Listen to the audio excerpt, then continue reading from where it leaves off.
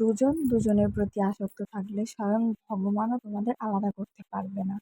ভালোবাসা হলো এমন একটা মায়া, তুমি যত দূরে যাবে ততই কাছে টানবে তোমাকে, যত ভুলে যাবে ততই মনে পড়বে, আর যতটুকু হাসবে তার থেকে দ্বিগুণ কাঁদবে।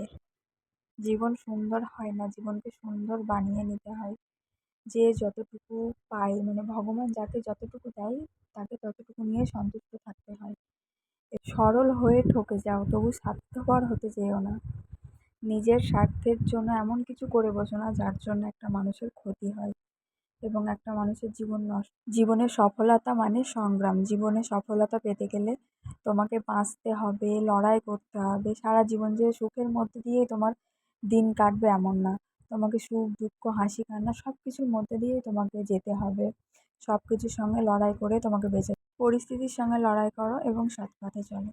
ভিডিওটা ভালো লাগলে লাইক, কমেন্ট, শেয়ার করে দিও এবং আমার চ্যানেলটি সাবস্ক্রাইব, এবং আরও নতুন নতুন ভিডিও পেতে আমার চ্যানেলটির পাশে থেকো।